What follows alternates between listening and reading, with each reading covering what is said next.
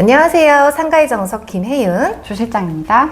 네, 저도 가끔 상가 계약에 관한 블로그나 유튜브 이런 걸 찾아보면 계약 시에 이런 특약은 꼭 넣어라. 이런 특약 넣지 않으면 후회될 거다. 이런 내용들을 좀 많이 보게 되는데 이거 볼 때마다 너무 현실과는 좀 다른데 라는 생각을 좀 많이 해요. 뭐 다른 지역의 현실이랑은 조금 맞을 수도 있지만 특히나 강남이랑은 조금 맞지 않는다고 좀 생각돼가지고 오늘 내용을 좀 준비했습니다. 그래서 그 내용을 한번 어떻게 강남 건물주들을 어떻게 다른지 한번 설명해 보겠습니다. 주시장, 네. 임차인 우위시장, 임대인 우위시장 이런 말 들어본 적 있어? 매도인 우위시장, 매수인 우위시장은 들어봤는데 이런 말은 안 들어본 것 같아.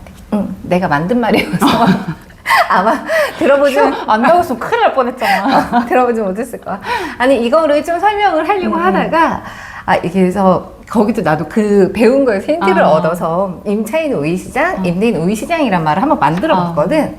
그래서 임차인 우위시장이라는 거는 이제 신도시 같은 경우로 보면 뭐 보통 뭐 아파트도 한 단지가 아니고 되게 여러 단지가 생기고 또 거기에 뭐 지식산업센터나 업무시설 이런 것도 생기게 되고 또 상가 단지도 생기게 되고 여기 땅 하면 막 짓기 시작하고 막 완공이 떨어지고 막 증축이 돼서 어느 순간 입주를 시작하게 되면 뭐 여기도 시작하고 여기도 시작하고 서로 시작하게 되잖아. 그런 경우를 이렇게 보면 근데 이제 아파트 같은 경우에도 똑같이 분양을 받아도 똑같이 입주를 하게 되는 경우는 별로 없어. 그래서 좀 사정상 빨리 입주를 해야 되는 사람들은 준공이 떨어지자마자 바로 입주를 하게 되는데 또 전세 계약 기간이나 뭐 이런 게 조금 맞지 않는 사람들은 뭐 6개월을 기다렸다 하고 뭐 1년 후에 입주를 하기도 하고 이런 경우가 막 비일비재하잖아. 근데 여기에서 그래 신도시에 들어가서 장사를 해야겠다 하는 사람이 있으면 만약에 처음에 들어가면 뭐 한 30% 입주해 있는데 내가 여기에서 순댓국밥이 과연 잘 팔릴까 막 이런 생각을 하게 되잖아. 너가 다도 좀 처음에 들어가는 거 좀 나도 입주 아파트를 한번 들어간 적이 있는데 상가가 뭐 부동산 말고는 거의 없었어. 그러니까 그치. 들어오는 사람도 없어서 아마 그랬겠지만 그치. 그래 아무래도 사실 나도 내 모든 걸 걸고 하는 그런 장사인데 뭐 여기 자체에 사람이 별로 없으니 처음에 좀 들어가기 겁날 거잖아. 그래서 최대한 나 같아도 최대한 늦게 들어갈 그치. 건데 만약에 내가 상가를 들어간다고 하면 그치. 그렇게 되면 그래서 상가들이 이제 보통 나중에 이제 다른 뭐 아파트나 뭐 지식산업센터나 뭐 이런 것보다 이제 상가들이 좀 나중에 차는 경향이 있는데 그럼 이 상가를 분양받은 임대인들은 매달 관리비는 또 이 임대 안 맞춰지면 임대인 직접 관리비 내야 되거든. 그래서 관리비 내, 은행 이자 내. 근데 또 옆호실도 다 빈 공실이야. 막 이렇게 되잖아. 이렇게 됐을 경우에 내가 거기 가가지고 저 순대국밥집 하고 싶은데요 이러면 임대인들 난리 나겠지. 서로 와가지고 우리 집으로 오세요 막 이럴 것 같아. 그치. 그렇게 되면 내가 조금 약간 까다로운 조건을 제시를 하더라도 이 사람은 좀 다 수용을 해줄 거잖아. 그래서 저 공사기간 뭐 렌트프리 기간 뭐 이런 거 좀 몇 개월 주세요 해도 나는 예. 오기만 하세요 이럴 것 같은데. 하물며 관리비라도 내가 안 낼 수 있잖아. 그 기간 동안은. 그래서 이렇게 좀 신도시 같은 경우에는 임차인 우위시장이야. 정말 임대인들이 정말 너무 이상한 조건만 아니면 대부분은 그냥 수용을 해줘. 뭐 유일하게 임차인이 갑이 되는 곳이 아닐까. 맞아. 이게 또 어떻게 이제 그러고 나서는 이제 어떻게 변할지 모르지만 잠깐에 맞아. 근데 이제 반면에 이제 강남 같은 경우는 뭐 사실 그렇게 대형 뭐 큰 건물이 잘 지어지지도 않고 이미 상가든 이런 게 전부 다 포화 상태란 말이야. 사무실이든 위에가 전부 다 그 상주 인원이 워낙 많기도 하고 그리고 또 특히나 1층 상가 같은 경우는 사실 계약 기간 만료라는 개념이 좀 잘 없어. 왜냐면 어쨌든 이 상가 1층 상가 임차인은 권리금을 받고 싶을 거란 말이지. 그리고 계약 기간이 끝나면 원상복구까지 해야 되는데 내가 중간에 사람을 하면 권리금도 받을 수 있고 원상복구도 그 후속 임차인한테 가는 거기 때문에 굳이 계약 기간을 끝날 때까지 기다리는 사람은 없어. 특히나 1층 같은 경우에는. 그러면 그 임차인이 있는 건물의 임대인은 어떻겠어? 어쨌든 나는 계약 기간도 많이 남았고 얘가 다음 임차인을 데려와도 또 월세는 계속 받을 거잖아. 그러니까 내가 손해 날 게 아무것도 없어. 아쉬울 것도 없고. 근데 다만 그냥 바뀐다고 하면 계약서를 한 번 더 써주는 귀찮음만 사실 조금 있을 뿐이야. 진짜 사실대로 말을 하면. 그러니까 여기에서 뭐 렌트프리 기간을 달라고 하거나 뭐 월세를 깎아달라고 하고 깎아주겠어? 이미 난 잘 받고 있는데? 그러니까 이미 나는 잘 받고 있잖아. 근데 그래서 사실 강남 건물주는 좀 더 다르기도 한 것 같아. 그리고 또 다른 걸 좀 내가 보여주면 너도 약간 지나가다가 여기 되게 유명하잖아. 그 삼성역 그 대로변에 있는 건물들인데 주변에 보면 10몇 층씩 다 올라가 있는데 얘 혼자 되게 오래됐는데 3층이고 얘는 또 5층이고 그리고 건물도 되게 낡았고 옆에 보면 진짜 옆 건물들이 진짜 높잖아. 나는 처음에 도대체 쟤네들 바본가 했어. 아니 여기 3층짜리를 15층까지만 올리더라도 12개 층에서 월세를 받으면 이런 데 충분히 병원 이런 데도 들어갈 만한 자리고 임차가 안 될 수가 너무 없잖아. 좋은 자리니까. 근데 도대체 왜 건물을 새로 짓지 않을까라는 생각을 해봤었어. 아니, 왜 그럴 것 같아? 돈을 다 썼나? 난 풀로 대출 땡긴 것 같은데 이 정도 있으면 그치. 네, 들어보니까 이 정도의 이제 가지고 있는 건물주들은 사실 건물이 한 개가 아니래.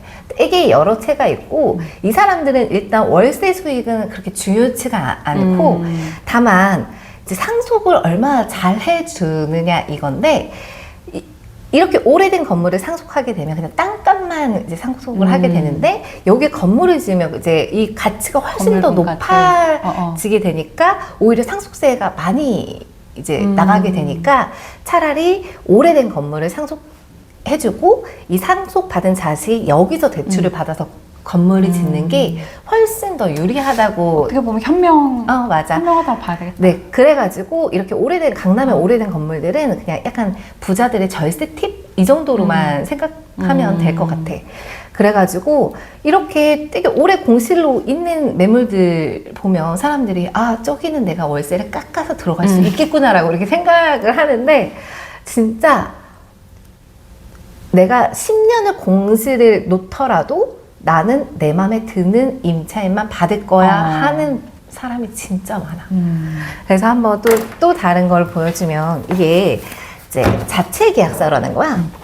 그래서 자체 계약서가 정말 뭐 여러 개가 있어요. 좀 이렇게 하고 여기 내가 조금 이렇게 표시를 해 놓은 부분들도 있는데 이걸 뭘 해놨냐면 이제 이 강남 뭐 다른 데도 그렇겠지만 이제 건물주들은 임대료 이런 거보다 이제 명도 소송하고 막 이러는 걸 너무 스트레스 받아 해. 그러니까 사실 월세를 3달치만 밀리면 이제 임대인은 명도를 할 수 있거든. 근데 보통 사실 뭐 딱 석 달 밀렸다고 해서 바로 명도를 시작하는 임대인은 없고 5개월, 6개월 정도 지나야 이제 그때부터 슬슬 명도를 시작하게 되는데 말했잖아.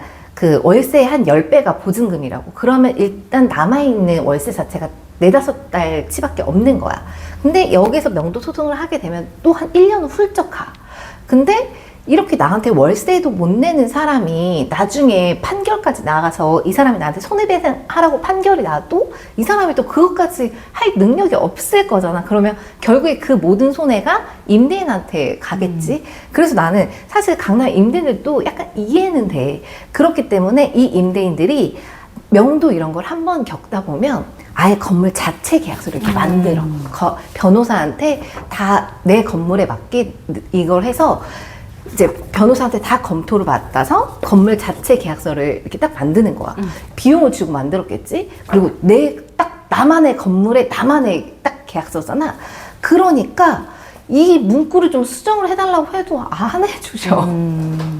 그래서 근데 지금 우리 상위법이 계속 바뀌고 있잖아. 그래서 그 상위법은 강행 규정이어가지고 이거를 바뀐 부분을 체크해놨는데 이거는 이렇게 써놓더라도 무조건 상인법대로 가야 돼. 하지만 이걸 안 바꿔 주셔가지고 그래서 그냥 내가 이렇게 계약서 쓰고 상인법을 설명해주고 이렇게 하거든. 그렇기 때문에 그래서 우리가 또 상인법을 잘 알아야 하는 또 이유기도 해. 그래서 이런 자체 계약서를 쓰자고 하고 또 어떤 분들은 또 재소전 화해조서도 써야만 이제 계약을 해주겠다고 하시는 분들도 많아. 너가 애초에 차단을 하는 거구나. 그러면 이제 임차인들 계약을 할 것 같아, 안 할 것 같아? 정말 너무너무 마음에 드는 자리면 그래도 할 것 같아. 그래, 대부분은 하셔. 대부분은 하셔. 그래가지고 어쩔 수 없이 하더라고. 그래가지고 상가 임대차 보호법은 강행 규정이야. 아무리 계약서에 진짜 임차인한테 불리한 내용을 써놓더라도 임차인에게 유리하게끔 해석되게끔 상가 임대차 보호법이 제정되어 있어서 그래서 우리가 상가 임대차법을 꼭 더 알아야 해. 또 막 되게 두꺼운 것도 있고 맞아, 얇은 맞아. 것도 있는데 이게 그럼 막 엄청 막 많은 것도 있어? 나 몇 장까지 있어? 28장까지 검토해본 적이 있어. 아니, 근데 사실 보면 계약서 들어가는 내용 거의 비슷비슷해. 이런 자체 계약서는 좀 불안할 것 같아. 이게 뭐 표준 계약서면 어느 정도 이렇게 틀이 있을 텐데 자체 계약서는 정말 꼼꼼하게 읽어볼 수밖에 없을 것 같아. 그치. 근데 사실 사람들이 법 자체를 좀 힘들어 그치, 하니까 어려워하고. 내가 대부분은 다 읽어서 검토해서 조금 문제가 되는 부분은 이런 내용이 있고 이거는 또 상위법에 조금 안 맞는 내용이지만 임대인께서 고쳐주시려고 하진 않는데 어쨌든 상위법을 설명해드리면서 상위법은 강행 규정이다라는 설명을 꼭 해드려. 뭐 이런 계약서 쓰면서 뭔가 진짜 막 황당하고 막 어이없고 막 이런 뭐 에피소드가 있어? 내가 한 번은 이제 자체 계약서라고 하셨어, 임대인께서. 그래서 그러면 제가 미리 검토할 수 있게 저한테 좀 보내주셔라. 근데 나이가 그때도 연세가 되게 많으셨거든? 근데 자기는 그런 거 보낼 줄도 모른다고 막 하시는 거야. 그래서 그 건물에 가서 계약서를 썼어. 근데 3장짜리였는데 첫 장부터 끝까지 전부 다 한자인 거야. 다 한자? 한자인데 내가 읽을 수가 없잖아. 근데 내가 계약을 진행을 해야 되는데 내가 읽을 수가 없잖아. 너무 당황을 한 적이 있어. 그래서 결국에 나의 선택은 제가 한자를 모르니 80이 조금 넘으셨었거든. 그래서 대표님 제가 한자를 모르니 제가 녹음 내용 켜놓고 있을 테니까 한자를 처음부터 읽어가시면서 숫자도 한자로 수기로 다 쓰셨어. 그래서 내가 할 수 있는 방법은 녹음밖에 아니 없더라고. 미리 얘기라도 해줬으면 아니 뭐 5편이라도 찾아가지고 다 읽어보고 했을 텐데 요즘 5편도 모를걸? 5편 잘 모르나 요즘에. 아무튼 그때 그래 되게 되게 당황했겠다. 정말 진짜 손에 땀이 나는 경험이었어. 그리고 그래서 이제 다음 시간에 이제 상가임대차 보호법을 하려고 하는데 이제 그러기 위해서 오늘 가장 먼저 기초적으로 알아야 하는 게 환산보증금이라는 거야. 그러니까 내가 얼마 전에 계약을 했는데 여기가 보증금이 1억에 월세가 850만 원이었어. 그 전 임차인이. 그러니까요. 이제 환산보증금은 월세 곱하기 100 거기에 보증금을 더하는 거거든. 딱 하면 얼마다? 9억 5천. 그치, 9억 5천이야. 그래서 환산보증금이 초과가 됐어.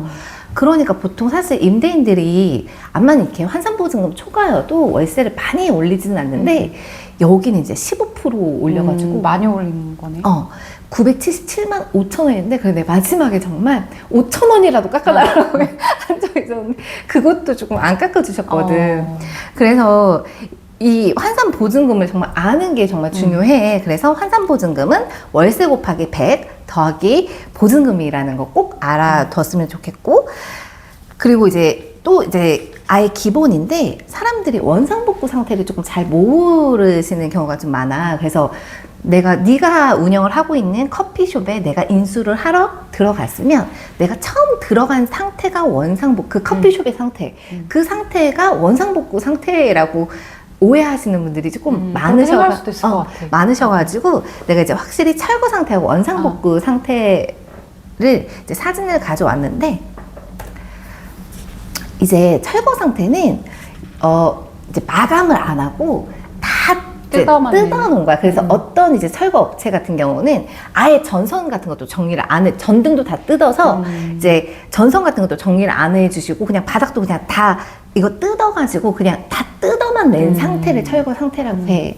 그리고 이제 원상복구 상태는 이제 신도시대 상가 가보면 처음에 거기도 아무것도 없잖아. 근데 그래도 대충 바닥은 있고 전등은 있고 요즘엔 냉난방기까지는 조금 있더라고. 딱 거기까지 처음에 상가가 나왔을 때 그 상태를 원상복구 상태라고 하거든. 근데 이제 그 원상복구 조항은 거의 모든 계약에 다 들어가는데 이 원상복구 상태를 철거 상태로 할지 원상복구 상태로 할지는 이것도 약간 임대인마다 조금 다르거든. 근데 보통 1층은 뭐 대부분 다 인테리어를 거의 새로 다 해야 되잖아. 그렇기 때문에 이제 철거 상태보다 비용이 더 들어가는 게 원상복구 상태예요. 이렇게 철거를 해놓고 다시 또 바닥을 하고 전등을 달아야 되니까. 그래서 어떻게 보면 임차인 입장에서는 철거 상태가 좀 더 유리하잖아. 그래서 이제 보통 1층 같은 경우는 어쨌든 인테리어를 다른 업종이 들어오더라도 이 철거 상태에서 해도 괜찮으니까 1층은 철거 상태로 하는 경우가 좀 많고 2층 같은 경우는 사실 사무실이 들어올지 상가가 들어올지 어떤 업종이 들어올지 좀 잘 모르잖아. 그렇기 때문에 보통 2층 이상은 원상복구 상태를 임대인들이 좀 많이 선호해. 내가 몇 층을 임대하느냐에 따라서 이 부분도 잘 알고 있어야 될 것 같아. 맞아. 그래서 굳이 1층이면 뭐 원상복구까지는 상식적으로 안 해도 되니까. 근데 이거를 내가 알고 있는 거랑 모르고 있는 거랑 조금 다르고 이제 알고 있으면 굳이 철거까지만 되지 않을까요? 라고 해도 몇 배는 좀 줄어드는 거니까 이 부분만 좀 기억해두면 될 것 같아. 오늘 준비한 거는 여기까지였습니다. 다음 영상에서 또 만나 뵙도록 할게요. 감사합니다.